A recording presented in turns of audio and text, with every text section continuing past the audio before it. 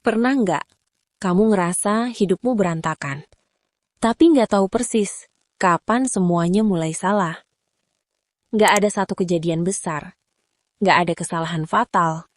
Hidupmu hanya pelan-pelan melelahkan. Masalahnya, hidup jarang hancur karena keputusan besar. Hidup hancur karena kebiasaan kecil yang kamu anggap sepele. Dan hari ini, kita akan bicara tentang itu. Bukan untuk menghakimi, tapi supaya kamu sadar sebelum semuanya terlambat. Kebiasaan pertama, bangun pagi tanpa arah. Kamu bangun, ambil HP, scroll sebentar, lalu berdiri tanpa tahu hari ini mau ngapain. Kelihatannya biasa, tapi setiap pagi tanpa arah, kamu sedang menyerahkan kendali hidupmu pada keadaan.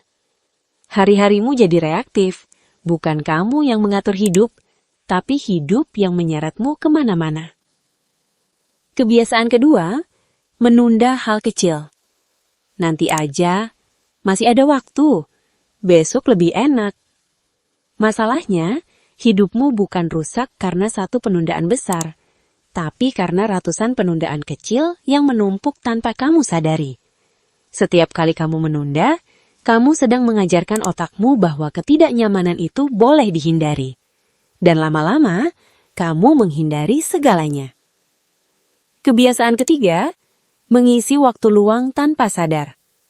Kamu nggak berniat scroll lama. Kamu cuma mau sebentar. Tapi 1 menit jadi 10. 10 jadi 1 jam. Dan tiba-tiba, hari habis. Waktu luang seharusnya mengisi energi. Tapi kebiasaan ini justru mengurasnya. Bukan karena kontennya jahat, tapi karena kamu menggunakannya saat tubuh dan pikiranmu sebenarnya butuh diam. Kebiasaan keempat, membandingkan diri secara diam-diam. Kamu nggak iri, kamu cuma lihat. Tapi setelah itu, kamu merasa tertinggal, merasa kurang, merasa hidupmu jalan di tempat. Kamu lupa satu hal. Kamu sedang membandingkan kehidupan lengkapmu dengan potongan terbaik hidup orang lain. Dan tanpa sadar, kamu menghukum dirimu sendiri setiap hari. Kebiasaan kelima, mengabaikan kelelahan. Kuat kok, masih bisa. Nanti aja istirahat.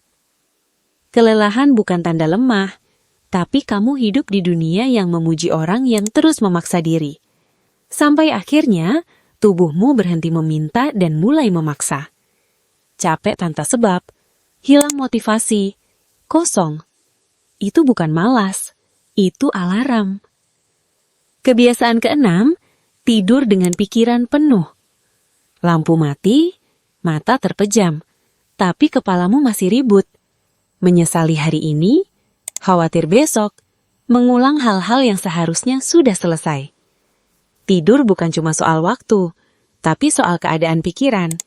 Dan setiap malam tanpa jeda, kamu membawa beban hari ini ke hari esok. Kebiasaan ketujuh, menunggu motivasi.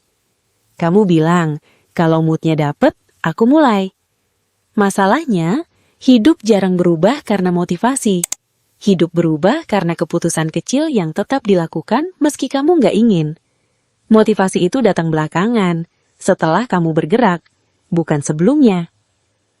Semua kebiasaan ini kelihatannya kecil, hampir nggak terasa. Tapi digabungkan, mereka menciptakan hidup yang terasa berat tanpa alasan jelas. Kabar baiknya, kalau kebiasaan kecil bisa merusak hidup, kebiasaan kecil juga bisa memperbaikinya. Nggak perlu langsung berubah besar, cukup satu hal kecil hari ini.